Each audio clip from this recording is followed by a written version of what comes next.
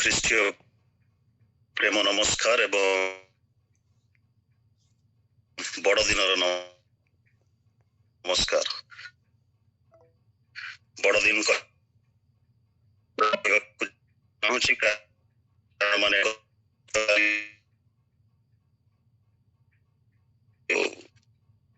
ପ୍ରଭୁଙ୍କର ଆଲୋଚନା କରିବା ନିମନ୍ତେ ଶୁଣିବା ନିମନ୍ତେ, ତେଣୁ ଆମମାନଙ୍କର ପରିଚିତ ବାକ୍ୟ ଏ ଦିନ ମାନଙ୍କରେ ଯାହା ଅନ୍ୟାନ୍ୟ ପ୍ରଭୁଙ୍କର ଦାସ ଦାସୀ ମାନେ ମଧ୍ୟ କହି ଆସୁଛନ୍ତି, ସେଇ ସମସ୍ତ ବିଷୟକୁ ପୁନର୍ବାର ମାନେ ଦୋହରେଇବା, ଯେପରି ପ୍ରଭୁଙ୍କର ବାକ୍ୟକୁ ବାର ବାର ମାନେ ମନେ ପକେଇବା ଦ୍ୱାରା ନିଜ ଜୀବନକୁ ସଜାଡ଼ି ପାରିବା, ପ୍ରସ୍ତୁତ କରିପାରିବା। ତେଣୁ ପୁଣି ଥରେ ପ୍ରଭୁଙ୍କୁ ଧନ୍ୟବାଦ। ପୁଣି ଆମମାନଙ୍କର ଆୟୋଜକ ମଣ୍ଡଳୀରେ ଯୋଉମାନେ ନେତୃତ୍ୱରେ ଅଛନ୍ତି, ସେ ସମସ୍ତଙ୍କୁ ମୋର ହୃଦୟର କୃତଜ୍ଞତା ଜ୍ଞାପନ କରେ ଆଉ ସମସ୍ତଙ୍କୁ ପ୍ରେଜ୍ ଦ ଲର୍ଡ ଦିଏ। ତେବେ ଆସନ୍ତୁ କେହି ଜଣେ ପାଠ କରିବାରେ ସାହାଯ୍ୟ କରିବେ। ମାଥ୍ୟୁ ତାର 24 ଅଧ୍ୟାୟ 29 ରୁ 31 ପଦ ପର୍ଯ୍ୟନ୍ତ। ମାଥ୍ୟୁ ତାର 24 ଅଧ୍ୟାୟ 29 ପଦରୁ 31 ପଦ ପର୍ଯ୍ୟନ୍ତ କେହି ଜଣେ ପଢିବାରେ ସାହାଯ୍ୟ କରିବେ। ସମସ୍ତଙ୍କୁ ପ୍ରେଜ୍ ଦ ଲର୍ଡ। ମାତ୍ର ସେହି ସମୟର କ୍ଲେଶ ଉତ୍ତାରେ ଅକସ୍ମାତ୍ ସୂର୍ଯ୍ୟ ଅନ୍ଧକାରମୟ ହେବ ଓ ଚନ୍ଦ୍ର ଆଲୋକ ଦେବ ନାହିଁ। ପୁଣି ନକ୍ଷତ୍ରମାଳ ଆକାଶରୁ ସ୍ଖଳିତ ହେବେ ଓ ଆକାଶ ମଣ୍ଡଳର ଶକ୍ତି ସମୂହ ବିଚଳିତ ହେବେ। ସେତେବେଳେ ଆକାଶରେ ମନୁଷ୍ୟ ପୁତ୍ରଙ୍କର ଲକ୍ଷଣ ଦେଖାଯିବ। ପୁଣି ସେ ସମୟରେ ପୃଥିବୀର ସମସ୍ତ ଗୋଷ୍ଠୀ ବିଳାପ କରିବେ ଏବଂ ମନୁଷ୍ୟ ପୁତ୍ରଙ୍କୁ ମହାପରାକ୍ରମ ଓ ମହାମହିମା ସହ ଆକାଶର ମେଘମାଳାରେ ଆଗମନ କରିବା ଦେଖିବେ। ଧନ୍ୟବାଦ। 31 ପଦ ପର୍ଯ୍ୟନ୍ତ। ଆଉ ସେ ମହା ତୁରୀଧ୍ୱନି ସହିତ ଆପଣା ଦୂତମାନଙ୍କୁ ପ୍ରେରଣ କରିବେ ଏବଂ ସେମାନେ ଆକାଶର ଏକ ସୀମାରୁ ଅନ୍ୟ ସୀମା ପର୍ଯ୍ୟନ୍ତ ଚତୁର୍ଦିଗରୁ ତାହାଙ୍କର ମନୋନୀତ ଲୋକମାନଙ୍କୁ ଏକତ୍ର କରିବେ। ହାଲେଲୁୟା, ପ୍ରେଜ୍ ଦ ଲର୍ଡ। ପ୍ରଭୁ ତାଙ୍କରି ପଠିତ ବାକ୍ୟରେ ଏବଂ ଶ୍ରବଣରେ ଆମମାନଙ୍କୁ ଆଶୀର୍ବାଦ କରନ୍ତୁ। ପଦେ ପ୍ରାର୍ଥନା କରିବା। ପ୍ରିୟ ପ୍ରଭୁ, ତୁମରି ପବିତ୍ର ଏବଂ ଜୀବନ୍ତ ବାକ୍ୟ ନିମନ୍ତେ ଆମେ ତୁମର ଧନ୍ୟବାଦ କରୁଅଛୁ। এই ଜୀବନ୍ତ ବାକ୍ୟକୁ ପ୍ରଭୁ ଆମମାନେ ଭାଙ୍ଗିବା ପାଇଁ ଯୋଗ୍ୟ ନହୁ, କିନ୍ତୁ ତୁମରି ପବିତ୍ର ଆତ୍ମାଙ୍କର ଶକ୍ତି ଦ୍ୱାରା ତୁମେ ଆମମାନଙ୍କୁ କଥା କୁହ। ତୁମର ବାକ୍ୟର ରବ ଶୁଣିବା ପାଇଁ ସାହାଯ୍ୟ କର ଏବଂ ବାକ୍ୟାନୁସାରେ ଜୀବନ ଯାପନ କରିବା ନିମନ୍ତେ ଆମମାନଙ୍କୁ ଶକ୍ତିଯୁକ୍ତ କର। ସମସ୍ତ ଗୌରବ ମହିମା କେବଳ ତୁମେ ନିଅ। ମୋ ଦିନକୁ ତୁମରି କ୍ରୁଶର ପଛ ଭାଗରେ ଲୁଚାଅ ଏବଂ ତୁମ ସନ୍ତାନ ସନ୍ତତି ମାନଙ୍କୁ ତୁମ ରବ ଶୁଣିବାକୁ ସାହାଯ୍ୟ କର। ଗୌରବ କେବଳ ତୁମେ ନିଅ। ଯୀଶୁଙ୍କ ପ୍ରିୟ ନାମରେ ମାଗୁଅଛୁ, ଆମେନ୍। କ୍ଷମା କରିବେ, ମୁଁ ଭିଡିଓ ଟିକେ ଅନ୍ କରିପାରୁନି, କିନ୍ତୁ ଆଶା କରୁଛି ମୋର ଭଏସ୍ ଆପଣ ମାନେ ସମସ୍ତେ ଶୁଣିପାରିବେ। ତେବେ ପ୍ରିୟ ବନ୍ଧୁଗଣ, ଆମମାନେ ଏଇ ଯୋଉ ବଡ଼ଦିନର ମାସରେ ରହିଛୁ ବା ଖ୍ରୀଷ୍ଟମାସ ବା ଖ୍ରୀଷ୍ଟଙ୍କର ମାସରେ, ଡିସେମ୍ବର ମାସକୁ ଖ୍ରୀଷ୍ଟଙ୍କର ମାସ ହିସାବରେ ଆମମାନେ ପାଳନ କରିବାରେ ଆରମ୍ଭ କରିସାରିଛୁ ଆଉ କରୁଅଛୁ। ତେବେ ଆଶା ଓ ଆନନ୍ଦର ସମ୍ଭାର ନେଇ ପୁଣି ଥରେ ଆସିଛି ବା ଆସୁଅଛି ବଡ଼ଦିନ ବା ଖ୍ରୀଷ୍ଟମାସ, ବା ଯାହାକୁ ଆମେ ଖ୍ରୀଷ୍ଟଙ୍କର ଜନ୍ମ ଦିନ ବୋଲିକରି କହିଥାଉ, ଜନ୍ମ ଦିବସ ବୋଲି କହିଥାଉ। ପୁଣି ଆମେ ସମସ୍ତେ ପ୍ରସ୍ତୁତ ହେଉଛୁ, ଯୋଜନା କରୁଛୁ, ଆକଳନ କରୁଛୁ, କେମିତି ପାଳନ କରିବା, କେତେ ଖର୍ଚ୍ଚ କରିବା, ଆମମାନଙ୍କର ଆୟକୁ ଦେଖି କେମିତି ଆମମାନେ ବ୍ୟୟ କରିବା, କୋଉ ପ୍ରକାରର ଖ୍ରୀଷ୍ଟମାସ ଟ୍ରି ଆମମାନେ ଘରକୁ ଆଣିବା, ସଜେଇବା, ଘର କୋଉ ରଙ୍ଗରେ ଏ ବର୍ଷ ସଜେଇବା, ଗତ ବର୍ଷ କୋଉ ପ୍ରକାର ଭାବରେ ମୁଁ ସଜେଇଥିଲି, ଏ ବର୍ଷ କୋଉ ପ୍ରକାର ଭାବରେ ମୁଁ ସଜେଇବି, এই ପ୍ରକାର କେତେକ ବିଷୟବସ୍ତୁକୁ ନେଇ ଆମମାନେ ଚିନ୍ତାରେ ଅଛୁ ଏବଂ ପ୍ରସ୍ତୁତ ହଉଛୁ। ଭଲ କଥା। ପ୍ରତିବର୍ଷ ଯୋଉ ପ୍ରକାର ଭାବରେ ଲୋକମାନେ ଜାକ ଜମକରେ ଗୃହକୁ ସଜାନ୍ତି, ଗିର୍ଜା ଘରକୁ ମଧ୍ୟ ସଜାନ୍ତି, ଷ୍ଟ୍ରିଟ୍ ଗୁଡାକ ସଜାନ୍ତି। ଆମମାନଙ୍କର ଶ୍ରୀରାମପୁର, ବର୍ତ୍ତମାନ ମୁଁ ଶ୍ରୀରାମପୁରରେ ଅଛି, ଶ୍ରୀରାମପୁରରେ କେବେ ଏମିତି ହେଇନଥିଲା, କିନ୍ତୁ ଏ ବର୍ଷ ମ୍ୟୁନିସିପାଲିଟି ଚେୟାରମ୍ୟାନ୍ ଏବଂ ଅନ୍ୟାନ୍ୟ ଲୋକମାନେ ସେମାନେ ଆମମାନଙ୍କର ସେଣ୍ଟ ଓଲାଫ ଚର୍ଚ୍ଚ ଅଛି, ଯୋଉଟା କି ଡଚ୍ ମାନେ ନିର୍ମାଣ କରିଥିଲେ ପ୍ରାୟ 200 ବର୍ଷ, 220, 230 ବର୍ଷର ଆଗରୁ। ସେଇ ଚର୍ଚ୍ଚ ଘର ପର୍ଯ୍ୟନ୍ତ ରାସ୍ତାକୁ ସେମାନେ ସଜେଇବେ, ଲାଇଟ୍ ଡେକୋରେସନ ଦେବେ। କେବେ ସେମିତି କରିନଥିଲେ। ପାର୍କ ଷ୍ଟ୍ରିଟ୍ କଲିକତାରେ ମମତା ବାନାର୍ଜୀ ମୁଖ୍ୟମନ୍ତ୍ରୀ ସେ କରନ୍ତି, ପ୍ରତିବର୍ଷ ସଜାନ୍ତି ପାର୍କ ଷ୍ଟ୍ରିଟ୍ ଲାଇଟ୍ ଡେକୋରେସନରେ। ଆଉ ତାହା ଦେଖିବା ପାଇଁ ଲୋକମାନେ ବିଭିନ୍ନ ପ୍ରାନ୍ତରୁ ଆସନ୍ତି। ତ ଖ୍ରୀଷ୍ଟମାସ ହଉଛି ଲୋକମାନଙ୍କ ନିମନ୍ତେ ସାଜସଜ୍ଜାର ଦିନ, ସାଜସଜ୍ଜାର ବିଷୟ, ପିଠାପଣାର ବିଷୟ, କେକ୍ ର ବିଷୟ। କିନ୍ତୁ ବଡ଼ ଦିନର ପ୍ରକୃତ ଅର୍ଥ ଜାଣିବା ପାଇଁ କେତୋଟି ଗୁରୁତ୍ୱପୂର୍ଣ୍ଣ କଥା ଆମମାନଙ୍କୁ ମନେ କରିବାକୁ ହବ, ମନେ ପକେଇବାକୁ ହବ, ମନେ ରଖିବାକୁ ହବ। ଆମେ ସମସ୍ତେ ଜାଣୁ, ଯେହେତୁ ଆମେ ଖ୍ରୀଷ୍ଟ ବିଶ୍ୱାସୀ ବିଶ୍ୱାସିନୀ, ଏହି ଧରଣୀ ବକ୍ଷରେ ଯେତେବେଳେ ମନୁଷ୍ୟ ମାନଙ୍କର ପାପର ସୀମା ଅତିକ୍ରମ କରିଗଲା, ସେତେବେଳେ ସ୍ୱର୍ଗରୁ ପରମେଶ୍ୱର ମନୁଷ୍ୟ ରୂପ ନେଇ ଏହି ଜଗତକୁ ଓହ୍ଲେଇ ଆସିଲେ। ପାପୀ ମନୁଷ୍ୟ ମାନଙ୍କର ପାପ ଧୋଇ ଦେବା ନିମନ୍ତେ ନମ୍ର ଭାବରେ ଏକ ଦିନହୀନ ଅବସ୍ଥାରେ ସେ ଗୋଟିଏ ଗୁହାଳ ଘରେ ଜନ୍ମ ନେଲେ ଯୀଶୁ ନାମରେ, ଏବଂ କ୍ରୁଶ ଉପରେ ଆପଣାର ବହୁମୂଲ୍ୟ ପ୍ରାଣ ଢାଳି ଦେଲେ। ପରବର୍ତ୍ତୀ ପର୍ଯ୍ୟାୟରେ ଆପଣ ମାନଙ୍କୁ ଏବଂ ମତେ ପାପରୁ ରକ୍ଷା କରିବା ନିମନ୍ତେ, ଅର୍ଥାତ୍ କୃଷ ଉପରେ ପରମେଶ୍ୱର ଯିଏକି ଯୀଶୁ ନାମରେ ଯୀଶୁ ରୂପରେ ଆସିଲେ, ସେ ପରିତ୍ରାଣର ମାର୍ଗ ଉନ୍ମୋଚନ କଲେ, ପରିତ୍ରାଣର ମାର୍ଗ ସେ ନିହିଲେ। ଏକଥା ମାନେ ସମସ୍ତେ ଜାଣୁ। ଏହି ଏକମାତ୍ର ଉଦ୍ଦେଶ୍ୟରେ ପରମେଶ୍ୱର ଯୀଶୁ ରୂପରେ ଗୁହାଳ ଘରେ ଜନ୍ମ ନେବା କଥା, ଜନ୍ମ ନେବାର ବୃତ୍ତାନ୍ତ ଆମେ ବାଇବେଲରେ ପାଉ, ଆଉ ତାହାକୁ ହିଁ ବଡ଼ ଦିନ ବୋଲିକରି କୁହାଯାଇଥାଏ। କିନ୍ତୁ ଆମେ ଏହି ବଡ଼ ଦିନର ପ୍ରକୃତ ଅର୍ଥ ଓ ବାସ୍ତବ ବିଷୟକୁ କଣ କରୁ, ଅନେକ ସମୟରେ ଭୁଲି ଯାଇ ଆପଣା ନିମନ୍ତେ ବଡ଼ ଦିନକୁ ପାଳନ କରିଥାଉ। ମନେ ରଖନ୍ତୁ, ବଡ଼ ଦିନ ଆପଣା ନିମନ୍ତେ ଆମେ ପାଳନ କରିଥାଉ। ଆମମାନଙ୍କର ସମୟ, ଆମମାନଙ୍କର ମନ ଜୀବନକୁ ଆମେ କ୍ଷେପଣ କରିଥାଉ। ବିଭିନ୍ନ ତାକୁ ମୁଁ ବ୍ୟାଖ୍ୟା କରିବା ପାଇଁ ଚାହିଁବି ନାହିଁ। ମୌଜ ମଜଲିସରେ ମାତି ରହି ଏହି ଦିନକୁ ଆମେ ଉପଭୋଗ କରିବା ପାଇଁ ଚେଷ୍ଟା କରିଥାଉ, ଇଚ୍ଛା କରିଥାଉ। ଫଳତଃ ବଡ଼ ଦିନକୁ ଆମେ କଣ କରିଥାଉ, ଗୋଟେ ଛୋଟ ଦିନରେ ପରିଣତ କରିଦେଇଥାଉ। ବଡ଼ ଦିନ ମାନେ ତାହା ନୁହେଁ ଯେ 24 ଘଣ୍ଟାରୁ ଏଟା 26 ଘଣ୍ଟା ହେଇଯାଏ ବା 30 ଘଣ୍ଟା ହେଇଯାଏ। ଏଇ ଯୋଉ ବଡ଼ ଦିନ ଆମେ କହୁଛୁ, ଏଇ ବଡ଼ ଦିନରେ ପ୍ରଭୁ ଯୀଶୁ ଖ୍ରୀଷ୍ଟଙ୍କର ପ୍ରଥମ ଆଗମନର ସମ୍ଭାଷଣ, ପ୍ରଥମ ଆଗମନର ଅଭିପ୍ରାୟ, ପ୍ରଥମ ଆଗମନର ଉଦ୍ଦେଶ୍ୟକୁ ଆମକୁ ବୁଝିବାକୁ ପଡ଼ିବ। ବର୍ତ୍ତମାନ ମାନେ ଶାସ୍ତ୍ରରେ ପାଠ କଲୁ ପ୍ରଭୁ ଯୀଶୁ ଖ୍ରୀଷ୍ଟଙ୍କର ଦ୍ୱିତୀୟ ଆଗମନ ସମ୍ପର୍କରେ। ହୁଏତ ଆପଣ ମାନଙ୍କର ବାଇବେଲର ହେଡିଂରେ ଲେଖା ଥିବ ମନୁଷ୍ୟ ପୁତ୍ରଙ୍କର ପୁନରାଗମନ ବିଷୟ। କାହାରି ବାଇବେଲରେ ଏହି ହେଡିଂଟା ଲେଖା ଥାଇପାରେ। ତେବେ ଏଇ ଯୋଉ ସେକେଣ୍ଡ କମିଂ ବିଷୟରେ ଗତକାଲି ମଧ୍ୟ ହୁଏତ ପ୍ରଭୁଙ୍କର ଦାସ ପ୍ରଚାର କରୁଥିଲେ, ଆଜି ମଧ୍ୟ ମୁଁ ଟିକେ କହିବି। କିନ୍ତୁ ପ୍ରଭୁ ଯୀଶୁ ଖ୍ରୀଷ୍ଟଙ୍କର ପ୍ରଥମ ଆଗମନର ଅଭିପ୍ରାୟ କଣ, ଉଦ୍ଦେଶ୍ୟ କଣ, କେତୋଟି ବିଷୟ ଆମେ ଜାଣିବା ଆବଶ୍ୟକ। ଯାହାକୁ ଆମେ ବଡ଼ ଦିନ ଭାବରେ ପାଳନ କରୁଛୁ, ତାର ମର୍ମ ଏହି ସମସ୍ତ କଥା ଶୁଣୁ ହୁଏତ ଆମେ ବୁଝିପାରିବା।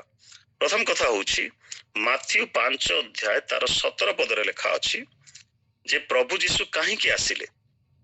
ସେ ଆସିଲେ ବ୍ୟବସ୍ଥା ସଫଳ କରିବା ନିମନ୍ତେ। ଲେଖା ଅଛି, ଯଦି କେହି ପାଠ କରିବା ପାଇଁ ଚାହାନ୍ତି ଶୀଘ୍ର ପାଠ କରିବା ପାଇଁ ଚେଷ୍ଟା କରିବେ।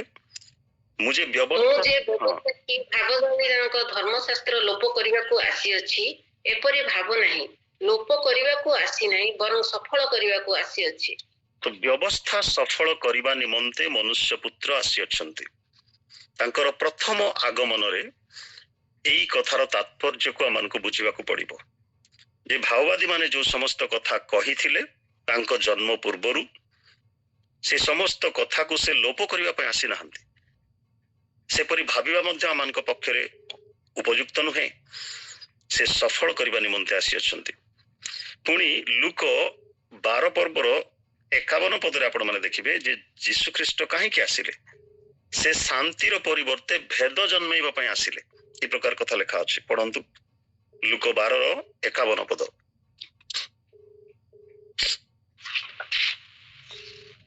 ମୁଁ ପୃଥିବୀରେ ଶାନ୍ତି ଦେବାକୁ ଆସିଅଛି ବୋଲି କଣ ତୁମ୍ଭେମାନେ ମନେ କରୁଅଛ? ମୁଁ ତୁମ୍ଭମାନଙ୍କୁ କହୁଅଛି ନା, ବରଂ ଭେଦ ଜନ୍ମାଇବାକୁ ଆସିଅଛି। He came to divide. ସେ ଭେଦ ଜନ୍ମେଇବା ପାଇଁ ଆସିଛନ୍ତି।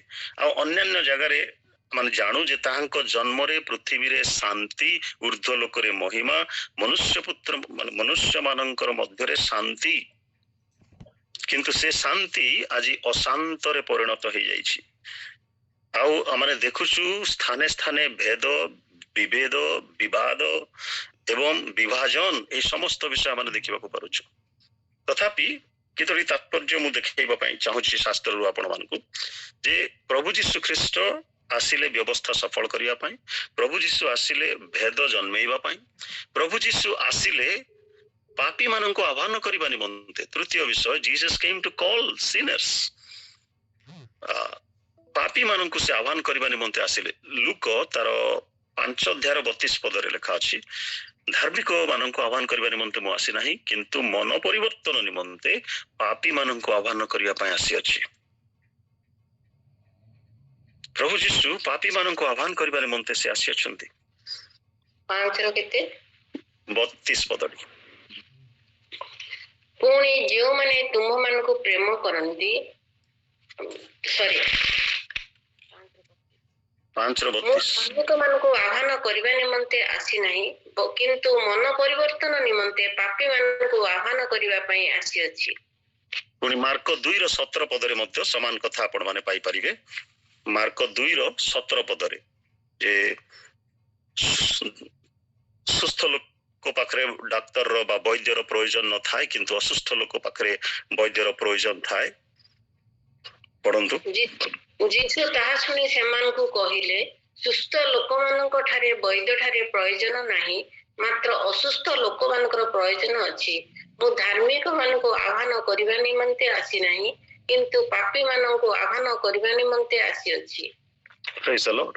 ତ ଏଇ ସ୍ଥାନରେ ଆମେ ଦେଖିବାକୁ ପାରୁଛୁ ଯେ ପ୍ରଭୁ ଯୀଶୁ ଖ୍ରୀଷ୍ଟଙ୍କର ପ୍ରଥମ ଆଗମନର ଅଭିପ୍ରାୟ ଗୁଡିକ ସେ କହୁଛନ୍ତି ଯେ ସେ ପାପୀ ମାନଙ୍କୁ ଆହ୍ୱାନ କରିବା ନିମନ୍ତେ ଆସିଅଛନ୍ତି। କେତେ ସୌଭାଗ୍ୟର ବିଷୟ! ଯୋଉ ପରମେଶ୍ୱର ମନୁଷ୍ୟକୁ ଆପଣା ପ୍ରତିମୂର୍ତ୍ତିରେ ନିର୍ମାଣ କଲେ, ଆପଣା ସାଦୃଶ୍ୟରେ ନିର୍ମାଣ କଲେ ଏବଂ ଏଦନ ଉଦ୍ୟାନରେ ରଖିଲେ, ଯେପରି ସେମାନଙ୍କ ସହିତ ସେ ସହଭାଗିତା ସ୍ଥାପନ କରିପାରିବେ। ପ୍ରତ୍ୟେକ ଦିନ ସେମାନଙ୍କ ସହିତ ସେ ଆଳାପ କରୁଥିଲେ, ସହଭାଗିତା ସ୍ଥାପନ କରୁଥିଲେ। କିନ୍ତୁ ସେଇ ପରମେଶ୍ୱର ଦେଖିଲେ ଯେ ତାହାଙ୍କର ଆଜ୍ଞାକୁ ସେମାନେ ଉଲ୍ଲଂଘନ କଲେ, ପାପ କଲେ, ଯଦ୍ୱାରା ପାପ କରିବା ଦ୍ୱାରା, ଅବାଧ୍ୟ ହେବା ଦ୍ୱାରା, ରିବେଲିୟନ ହେବା ଦ୍ୱାରା, ବିଦ୍ରୋହ କରିବା ଦ୍ୱାରା ପାପ ପ୍ରବେଶ କଲା, ମୃତ୍ୟୁ ପ୍ରବେଶ କଲା।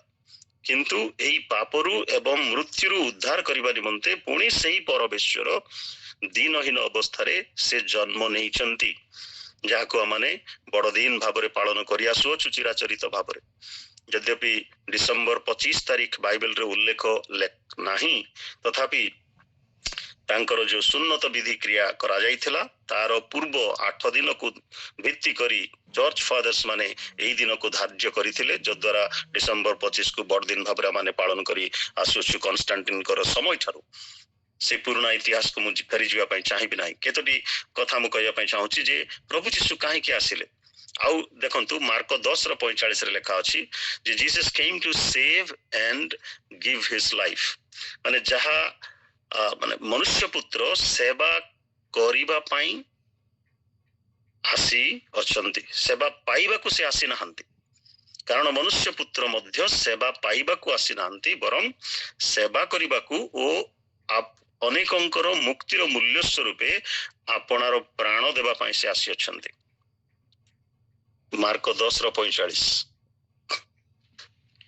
କାରଣ ମନୁଷ୍ୟ ପୁତ୍ର ମଧ୍ୟ ସେବା ପାଇବାକୁ ଆସିନାହାନ୍ତି, ମାତ୍ର ସେବା କରିବାକୁ ଓ ଅନେକଙ୍କ ନିମନ୍ତେ ମୁକ୍ତିର ମୂଲ୍ୟ ସ୍ୱରୂପେ ଆପଣା ପ୍ରାଣ ଦେବାକୁ ଆସିଅଛନ୍ତି। ପ୍ରେଜ୍ ଦ ଲର୍ଡ।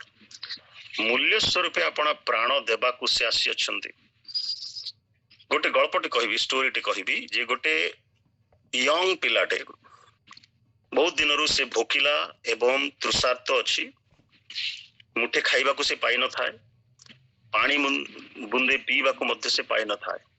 ହଠାତ୍ ଏମିତି ବୁଲୁ ବୁଲୁ ସେ ଗୋଟେ ଗଳିରେ ପଶିଲା ଏବଂ ଗୋଟେ ଘରେ ଯାଇକିରି ସେ ଆଘାତ କଲା। ଯଦି ଦରଜା ଖୋଲିବେ ପାଣି ମୁନ୍ଦେ ମାଗିବି, ପିଇବି, ତାପରେ ପୁଣି ମୋର ବାଟ ଚାଲିବି। ସେ ଘରୁ ଜଣେ ସୁନ୍ଦର ସ୍ତ୍ରୀ ଲୋକଟେ ବାହାରିଲେ ଏବଂ ଦେଖିଲେ ଯେ ଗୋଟେ 12-13 ବର୍ଷର ଟୋକାଟେ ଆସିଛି ଆଉ ସେ ପାଣି ମାଗୁଛି। କିନ୍ତୁ ସେ ଜାଣିପାରିଲେ ଯେ ଏ ବହୁତ ଭୋକିଲା ଅଛି, ତେଣୁ ସେ କଣ କଲେ, ଗୋଟିଏ ଗ୍ଲାସ ଦୁଧ ତାଙ୍କୁ ଆଣିକିରି ଦେଲେ ପିଇବାକୁ। ଦୁଧଟେ ପିଇଲା ପରେ ସେ ପିଲା ପାଖରେ କିଛି ପଇସା ନଥିଲା, ଖାଲି ଗୋଟିଏ ଟଙ୍କା ଥିଲା। ସେ ଟଙ୍କାଟେ ତାଙ୍କୁ ସେ ଯାଚିଲେ ଯେ ଏ ଦୁଧର ପରିବର୍ତ୍ତେ ଆପଣଙ୍କୁ ଏ ମୂଲ୍ୟ ମୁଁ ଦେବା ପାଇଁ ଚାହୁଁଛି। କିନ୍ତୁ ସେ ସ୍ତ୍ରୀ ଲୋକଟି କହିଲେ ଯେ ବାବୁରେ, ମୋ ମା ମତେ ଶିଖେଇଛନ୍ତି जे for any kind work not to accept any price, कौनसी दयार कार्य पाई मूल्य न नेबाकू मो माँ मते शिखैछंती। तापरे धन्यवाद देई से पिलाटी चलीगला। अनेक वर्ष बीतीगला। से पाठ पढ़ापढ़ी करी गोटे सहर रे से डाक्तर अछंती, सर्जन होइछंती।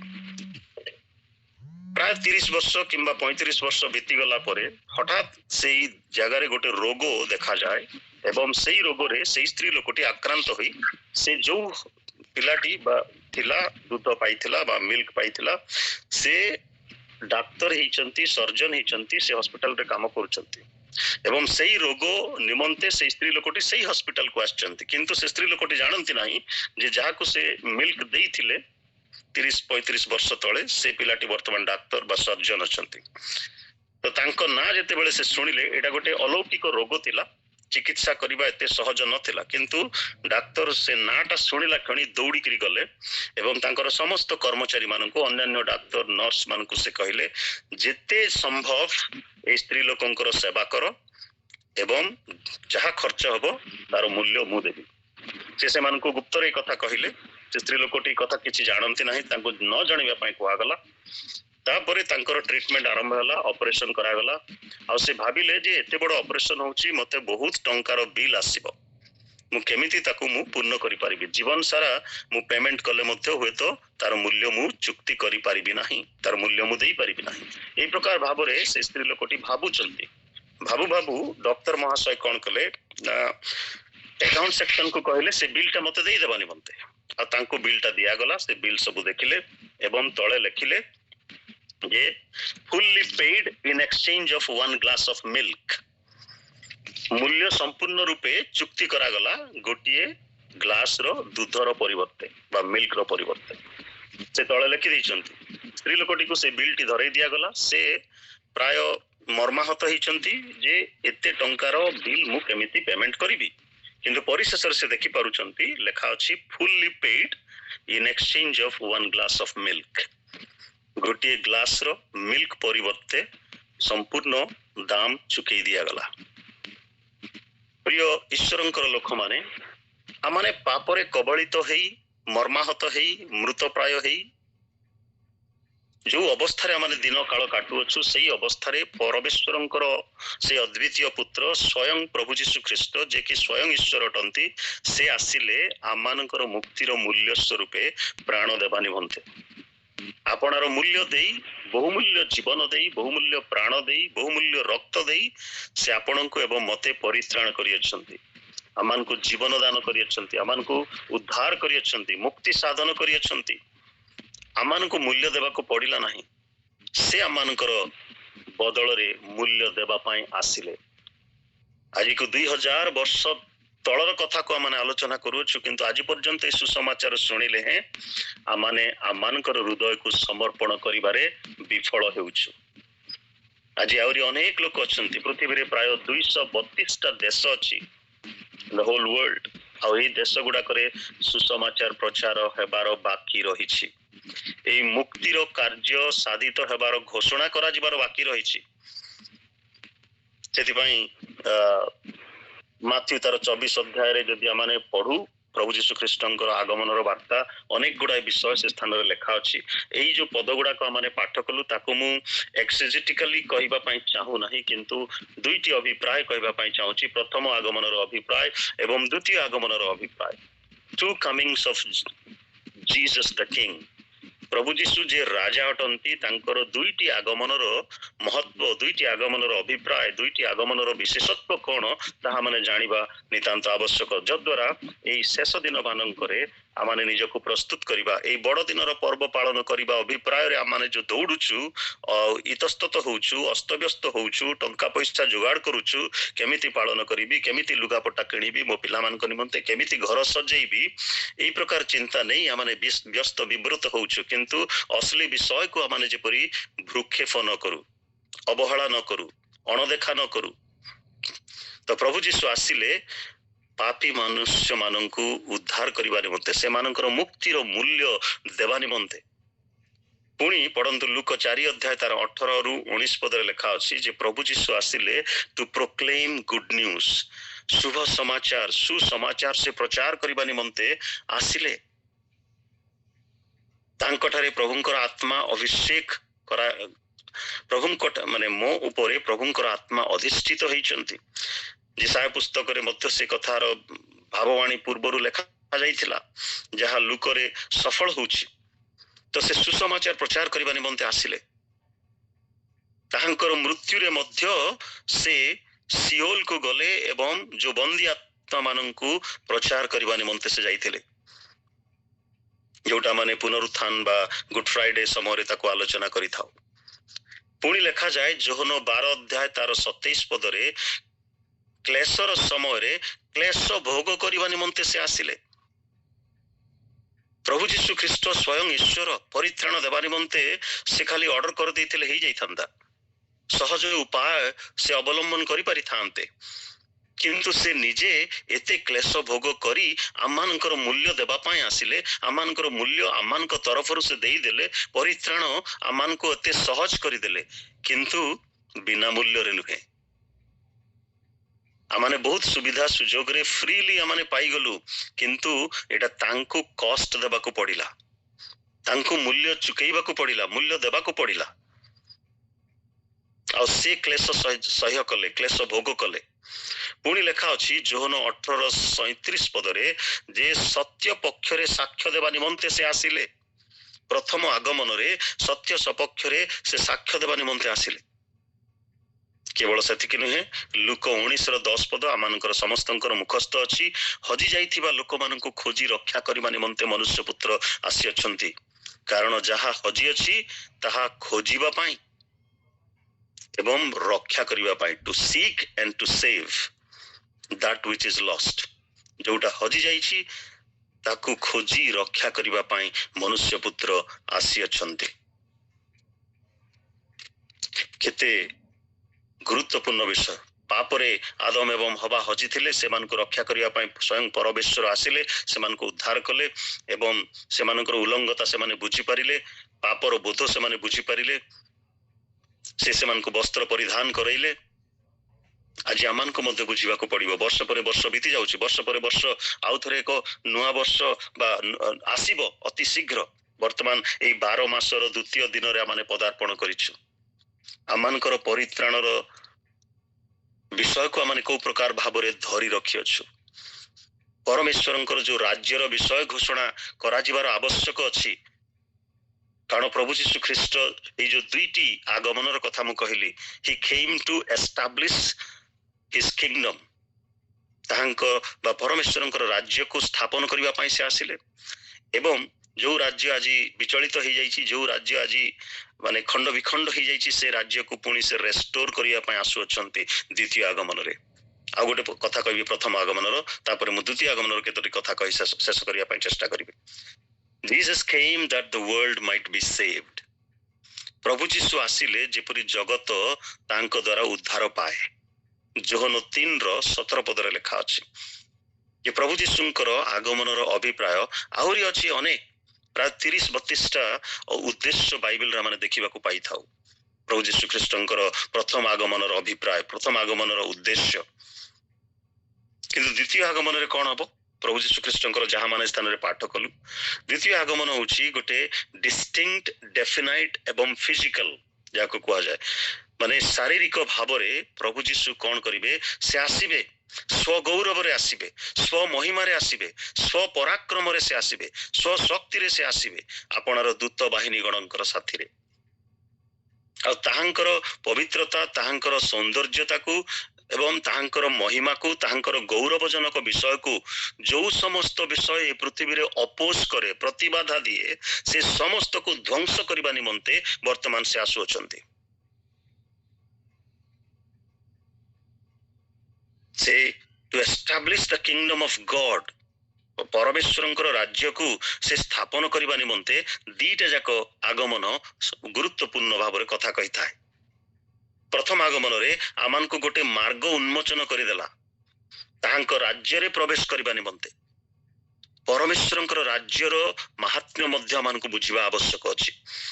ସମୟରେ ପ୍ରଭୁ ଯୀଶୁ ଜୀବିତ ଥିଲେ ଏବଂ ଶିକ୍ଷା ଦଉଥିଲେ ବିଭିନ୍ନ ସ୍ଥାନରେ, ସେଇ ସମୟରେ ବାରବ୍ବା ନାମକ ଜଣେ ଲୋକ ଆସିଥିଲେ ଏବଂ କହିଥିଲେ ଯେ ଗୁରୁ ଆପଣ ମୋ ସହିତ ହାତ ମିଳେଇ ଦିଅନ୍ତୁ, ଆଉ ମୁଁ ଆପଣଙ୍କ ସହିତ ହାତ ମିଳେଇବା ପାଇଁ ଚାହୁଁଛି, ଆମେ 2 ଜଣ ମିଳିକିରି ଗୋଟେ ରାଜ୍ୟ ବିସ୍ତାର କରିଦେବା, ତାହେଲେ ଏ ରୋମିଓ ମାନଙ୍କ ଉପରେ ଆମେ ଭାରି ପଡିବା। ସରଳ ଭାଷାରେ ମୁଁ କହୁଛି। କିନ୍ତୁ ପ୍ରଭୁ ଯୀଶୁ ତାଙ୍କୁ ବୁଝେଇ ଦେଇଥିଲେ ଯେ ତୁମର ରାଜ୍ୟ ମୋର ରାଜ୍ୟ ସମାନ ନୁହେଁ, ମୋର ରାଜ୍ୟ ଏକ ଭିନ୍ନ ଧରଣର ରାଜ୍ୟ।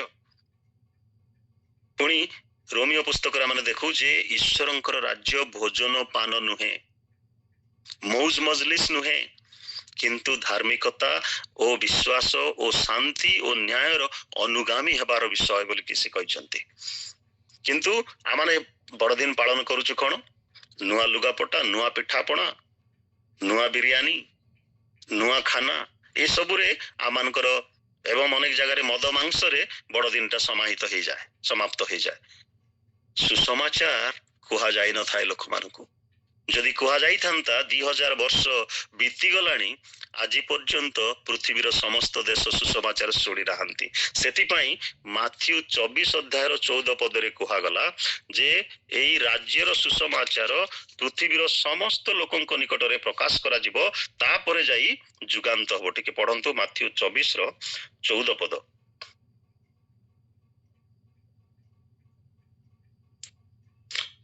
ଆଉ ସମସ୍ତ ଜାତି ନିକଟରେ ସାକ୍ଷ୍ୟ ଦେବା ନିମନ୍ତେ ରାଜ୍ୟର ଏହି ସୁସମାଚାର ସମୁଦାୟ ପୃଥିବୀରେ ଘୋଷଣା କରାଯିବ, ତତ୍ପରେ ଯୁଗାନ୍ତ ହବ। ତ ପୃଥିବୀରେ ଆଉ କେତେ କାଳ ସମୟ ଅଛି ଯେ ଏ ରାଜ୍ୟର ସୁସମାଚାର ଘୋଷଣା କରାଯିବା ନିମନ୍ତେ? ଯୋଉ ରାଜ୍ୟକୁ ସ୍ଥାପନ କରିବା ପାଇଁ ସ୍ୱୟଂ ପ୍ରଭୁ ଯୀଶୁ ଖ୍ରୀଷ୍ଟ ମନୁଷ୍ୟ ରୂପରେ, ମନୁଷ୍ୟ ଯୀଶୁ ନାମରେ ସେ ଆସିଥିଲେ, ଆଜି ସେ ରାଜ୍ୟକୁ ପୁଣି ସେ ରେଷ୍ଟୋର କରିବା ପାଇଁ ଆସୁଛନ୍ତି। ସେ ରାଜ୍ୟରେ ଆମକୁ ସେ ପ୍ରବେଶ କରିବା ପାଇଁ ମାର୍ଗ ଉନ୍ମୋଚନ କରିଦେଇଛନ୍ତି। We are kingdom citizens. ସେଇ ରାଜ୍ୟର ଅଧିବାସୀ ଆମ୍ଭେମାନେ, ନାଗରିକ ଆମ୍ଭେମାନେ। ଆଉ ଦ୍ୱିତୀୟ ଆଗମନରେ କ'ଣ ହବ? ତାହାଙ୍କର ଶାସନ, ତାହାଙ୍କର ପରାକ୍ରମ ପ୍ରକାଶିତ ହବ, ଶାରୀରିକ ଭାବରେ ପ୍ରକାଶିତ ହବ। ହିଜ୍ ଭିଜିବୁଲ କିଙ୍ଗଡମ ଅନ୍ ଅର୍ଥ ୱିଲ୍ ବି ଏଷ୍ଟାବ୍ଲିଶ୍ଡ। ଆଉ ତାହାଙ୍କର ଯୋଉ ଶକ୍ତି, ପରାକ୍ରମ, ତାହାଙ୍କର ଯୋଉ ନେତୃତ୍ୱ ଅଛି, ପୃଥିବୀର ସମସ୍ତ ନେତ୍ର ତାହା ଦେଖିବ ଏବଂ ସବମିସିଭ ହବ। All will be submitted to his leadership। ତାଙ୍କର ନେତୃତ୍ୱରେ, ତାଙ୍କର ପରାକ୍ରମରେ, ତାଙ୍କର ଆଧିପତ୍ୟରେ ସେମାନେ ସମର୍ପିତ ହେବେ। କେବଳ ସେତିକି ନୁହେଁ, ଆମେ ଅଲରେଡି ପାଠ କଲୁ। ଯଦି ମାଥ୍ୟୁ ସେଇ 24 ଅଧ୍ୟାୟ 9 ପଦରୁ 12 ପଦ ଆପଣ ମାନେ ପାଠ କରିବେ, ସେ ସ୍ଥାନରେ ଲେଖା ଅଛି ଯେ କ୍ଲେଶ ଭୋଗ କରିବା ନିମନ୍ତେ ସମର୍ପଣ କରାଯିବ। ଆମେ ଯେତେ ଲୋକ ଜୀବିତ ରହିବା, ସମସ୍ତଙ୍କୁ କ୍ଲେଶ ଭୋଗ କରିବା ନିମନ୍ତେ ସମର୍ପଣ କରାଯିବ।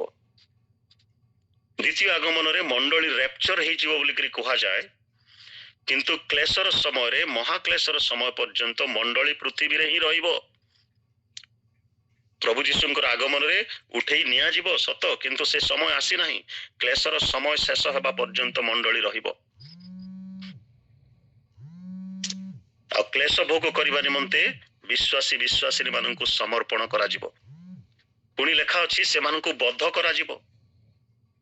କେବଳ ସେତିକି ନୁହେଁ, ଦ୍ୱିତୀୟ ଆଗମନରେ ଏ ସମସ୍ତ ବିଷୟ ଘଟିବ ପ୍ରିୟ ଈଶ୍ୱରଙ୍କର ଲୋକମାନେ। ତେଣୁ ଆମମାନଙ୍କୁ ପ୍ରସ୍ତୁତି ଦରକାର। ଗତକାଲି ମଧ୍ୟ ପ୍ରଭୁଙ୍କର ଦାସ କହୁଥିଲେ, ପ୍ରସ୍ତୁତି ଦରକାର। ସମସ୍ତ ଜାତିଙ୍କ ଦ୍ୱାରା ପୁଣି କ'ଣ କରାଯିବ? ଆମମାନଙ୍କୁ ଘୃଣା କରାଯିବ। ଦ୍ୱିତୀୟ ଆଗମନରେ ଆମେ ପ୍ରଭୁ ଯୀଶୁ ଖ୍ରୀଷ୍ଟଙ୍କର ଦ୍ୱିତୀୟ ଆଗମନରେ ଆମେ ଘୃଣିତ ହେବା, କ୍ଲେଶ ଭୋଗ କରିବା, ବଧ କରିବା ନିମନ୍ତେ ସମର୍ପଣ କରାଯିବା। କେବଳ ସେତିକି ନୁହେଁ, ଭଣ୍ଡ ଭାବବାଦୀ ମାନେ ଉଠିବେ ଓ ଅନେକଙ୍କୁ କ'ଣ କରିବେ? ଭ୍ରାନ୍ତ କରିବେ। କାନକୁ ମିଠା ଲାଗିଲା ଭଳିଆ କଥା ସେମାନେ କହି ଅନେକଙ୍କୁ ଭୁଲେଇ ଦେବେ। ତେଣୁ ସାଧୁ ପାଉଲ ଦ୍ୱିତୀୟ ତିମୋଥୀ 3 ଅଧ୍ୟାୟରେ କହନ୍ତି ଯେ ଶେଷ କାଳରେ କୋଉ ପ୍ରକାରର ପରିସ୍ଥିତି ଉପୁଜିବ, କୋଉ ପ୍ରକାରର ପରିସ୍ଥିତି ଲୋକଙ୍କର ନିକଟରେ ପ୍ରକାଶିତ ହବ, ସେ କଥା ସେ ବର୍ଣ୍ଣନା କରିଛନ୍ତି। ଅନେକ ଲୋକମାନେ ଶ୍ରୁତି ମଧୁର କଥାରେ ମନ ଦେବେ ଏବଂ ସତ୍ୟ ବିଷୟକୁ ସେମାନେ ଭୁଲିଯିବେ, ବାସ୍ତବ ବିଷୟକୁ ସେମାନେ ଭୁଲିଯିବେ। ଭଣ୍ଡ ଭାବବାଦୀ ମାନେ ଉଠିବେ ଏବଂ ଅନେକଙ୍କୁ ଭ୍ରାନ୍ତ କରିବେ। ହଜାର ହଜାର ସଂଖ୍ୟାରେ, ଲକ୍ଷ ଲକ୍ଷ ସଂଖ୍ୟାରେ ଭଣ୍ଡ ଭାବବାଦୀ ମାନଙ୍କ ପଛରେ ଲୋକମାନେ ଆଜି ବି ଯାଉଛନ୍ତି। ହୁଏତ ଆମମାନଙ୍କର ନେତ୍ର ଏ ସମସ୍ତ ବିଷୟ ଦେଖୁଅଛି। ଅଧର୍ମ ବୃଦ୍ଧି ପାଇବ ଦ୍ୱିତୀୟ ଆଗମନରେ। ପୁଣି କଣ ହବ? ପ୍ରେମ ଶୀତଳ ହେଇଯିବ। ଈଶ୍ୱରଙ୍କ ପ୍ରତି ପ୍ରେମ ଆଉ ଯେତିକି ରହିବା କଥା ସେତିକି ଅନୁରକ୍ତ ରହିବ ନାହିଁ, ସେତିକି ପ୍ରଗାଢ ପ୍ରେମ ଆଉ ରହିବ ନାହିଁ। ଶୀତଳ ହେଇଯିବ, ଶିଥିଳ ହେଇଯିବା ଆମମାନେ ସମସ୍ତେ। ପୁଣି ଯେ ଶେଷ ପର୍ଯ୍ୟନ୍ତ ଧୈର୍ଯ୍ୟ ଧରି ରହିବ ସେ ପରିତ୍ରାଣ ପାଇବ। ସୂର୍ଯ୍ୟ ଅନ୍ଧକାର ହବ, ଆମମାନେ ଶାସ୍ତ୍ରରେ ପାଠ କଲୁ। ସେଇ କ୍ଲେଶ ଉତ୍ତାରେ ଲେଖା ଅଛି, ସେହି ସମୟର କ୍ଲେଶ ଉତ୍ତାରେ ଅକସ୍ମାତ୍ ସୂର୍ଯ୍ୟ ଅନ୍ଧକାରମୟ ହବ, ଚନ୍ଦ୍ର ଆଲୋକ ଦେବ ନାହିଁ, ନକ୍ଷତ୍ରମାଳା ଖସି ପଡ଼ିବେ, ସ୍ଖଳିତ ହେବେ, ଆକାଶ ମଣ୍ଡଳର ଶକ୍ତି ସମୂହ ବିଚଳିତ ହେବେ। ଏ ହେଉଛି ଦ୍ୱିତୀୟ ଆଗମନର ଲକ୍ଷଣ ସମୂହ। ଆଉ ତାରି ଅପେକ୍ଷାରେ ବର୍ତ୍ତମାନ ଆମେ ଅଛୁ, ଆଉ ରହିବାକୁ ପଡ଼ିବ। ଏଫେସିୟ 1:10, ମାଥ୍ୟୁ 6:10 ଲେଖା ଅଛି ଯେ ତୁମ୍ଭର ରାଜ୍ୟ ଆସୁ, ଯେପରି ସ୍ୱର୍ଗରେ ସେହିପରି ପୃଥିବୀରେ ତୁମର ଇଚ୍ଛା ସଫଳ ହେଉ। ତାମାନେ ପ୍ରଭୁ ଯୀଶୁଙ୍କର ଦ୍ୱିତୀୟ ଆଗମନରେ ସ୍ୱର୍ଗୀୟ ଅଧିକାର, ସ୍ୱର୍ଗୀୟ ପରିସ୍ଥିତି, ସ୍ୱର୍ଗର ପରିବେଶ ପୃଥିବୀରେ ସ୍ଥାପିତ ହବ। ଆମେ ସମସ୍ତେ ଭାବୁ ପୃଥିବୀ ସ୍ୱର୍ଗକୁ ଚାଲିଯିବ ବା ପୃଥିବୀର ଲୋକମାନେ ସ୍ୱର୍ଗକୁ ଚାଲିଯିବେ। The heavenly situation will come down to this earth in his second coming. ଲେଖା ଅଛି, ଆମେ ସବୁଦିନ ପ୍ରାର୍ଥନା କରୁଛୁ, ପ୍ରଭୁ ଶିଖେଇଥିବା ପ୍ରାର୍ଥନା, ତୁମ୍ଭର ରାଜ୍ୟ ଆସୁ, ଯେପରି ସ୍ୱର୍ଗରେ ସେହିପରି ପୃଥିବୀରେ ତୁମ୍ଭର ଇଚ୍ଛା ସଫଳ ହେଉ। ସଫଳ ହେବ ତାଙ୍କର ଆଗମନରେ। ସ୍ୱର୍ଗୀୟ ରାଜ୍ୟ ଆସିବ, ପୃଥିବୀରେ ସ୍ଥାପିତ ହବ। ତାପରେ ସେ ଯୋଉ ବିଚାର କରିବେ, ସେଇ ବିଚାର ସମୟରେ ଯୋଉମାନେ ବିଶ୍ୱସ୍ତ ରହିଥିବେ, এই ଭଣ୍ଡ ଭାବବାଦୀ ମାନଙ୍କର ଭ୍ରାନ୍ତ ଶିକ୍ଷାରେ ଅନୁରକ୍ତ ହେବେ ନାହିଁ, ଶିକ୍ଷିତା ହେବେ ନାହିଁ এই ଭ୍ରାନ୍ତ ଶିକ୍ଷାରେ, ବରଂ କ୍ଲେଶ ସହ୍ୟ କରି ପ୍ରଭୁ ଯୀଶୁ ଖ୍ରୀଷ୍ଟଙ୍କୁ ବିଶ୍ୱାସର ସହିତ ଦୃଢ଼ ଭାବରେ ଧରି ରଖିବେ, ସେଇମାନଙ୍କୁ ହିଁ ଉର୍ଦ୍ଧ୍ୱକୁ ଉଠେଇ ନିଆଯିବ। ତେବେ ସେଥି ନିମନ୍ତେ ଆମମାନଙ୍କୁ ପ୍ରସ୍ତୁତି ଦରକାର। ବର ଆସିଗଲେଣି, ଆଉ ଆମେ ଢୁଳାଉ ଢୁଳାଉ ଶୋଇ ପଡ଼ିଲେ ଆମମାନଙ୍କର ପ୍ରଦୀପ ଆମେ ଜାଳି ପାରିବା ନାହିଁ। ଲାଷ୍ଟ ମୋମେଣ୍ଟରେ ଆମେ ତେଲ ଟିକେ ଉଦ୍ଧାର କରିବା ପାଇଁ ଯିବାକୁ ପଡ଼ିବ, ଉଦ୍ଧାର ମଧ୍ୟ ମିଳିବ ନାହିଁ। ପ୍ରଭୁ ଯୀଶୁ ଖ୍ରୀଷ୍ଟଙ୍କର ସମୟରେ ଉଦ୍ଧାରୀରେ ବହୁତ ବିଷୟ ଚଳୁଥିଲା, କିନ୍ତୁ ଏ ଦ୍ୱିତୀୟ ଆଗମନରେ ଆଉ ଉଦ୍ଧାର କରିବା ପାଇଁ ଆମମାନଙ୍କ ପାଖରେ ସମୟ ନଥିବ। 5 ଜଣ ସୁବୁଦ୍ଧି 5 ଜଣ ନିର୍ବୁଦ୍ଧି କଥା ଆମେ ଭଲ ଭାବରେ ଜାଣୁ। ବରଙ୍କର ଆସିବାର ସମୟ ହେଲା, ଅଥଚ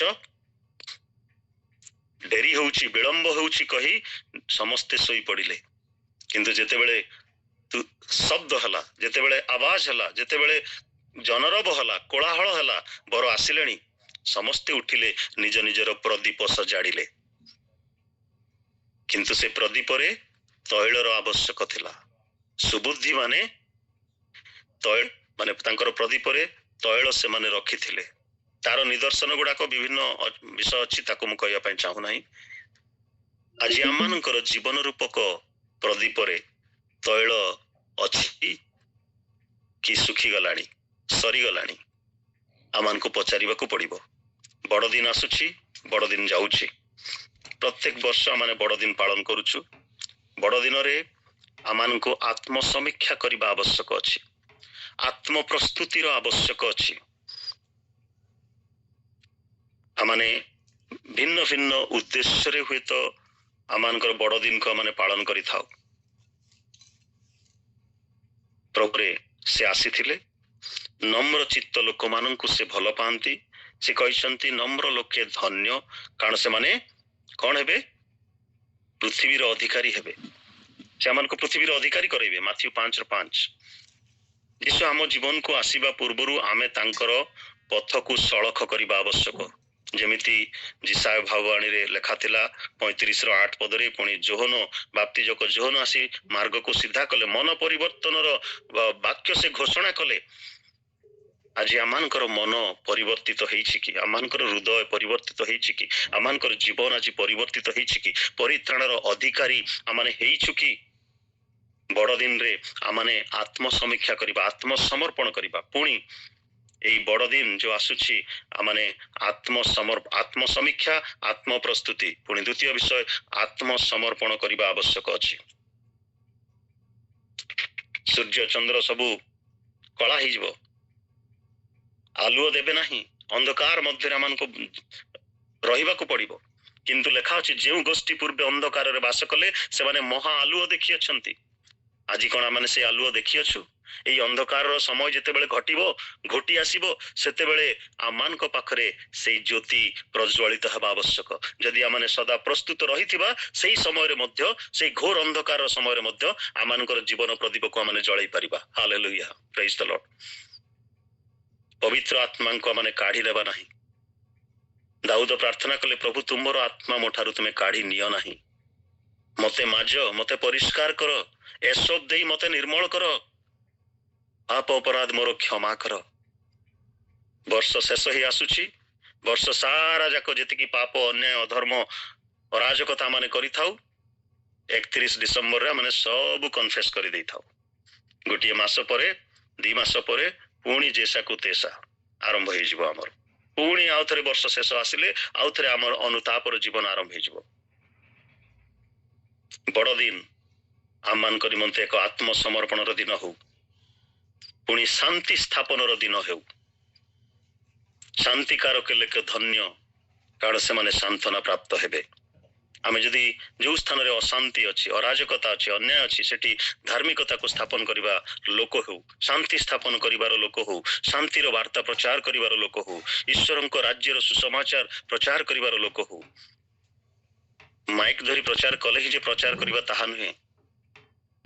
आमानकर पाखरे अनेक लोक अछंती जो माने आज पर्यंत प्रभुंकर वाक्य शुणी नाहंती। सेमानक निकटरे प्रथम आगमनर वार्ता आज पर्यंत अनेक लोक जानी नाहंती, शुणी नाहंती। आ माने द्वितीय आगमनर कथा को आलोचना करूछु। आ ई द्वितीय आगमनर ई समस्त घटना घटिबो आउरी अनेक विषय घटिबो, किंतु ता पूर्वे आसु ए बड़ दिन पर्व पालन करूथिबा अवसर रे आमाने निज निजको आत्म समीक्षा करू, आत्म प्रस्तुत करू, आत्म समर्पण करू एवं शांति स्थापन करिया पई आमाने प्रचेष्टा करू। प्रभु आम समस्तंको आशीर्वाद करंते संक्षिप्त चिंताधारा द्वारा। धन्यवाद। Praise the Lord.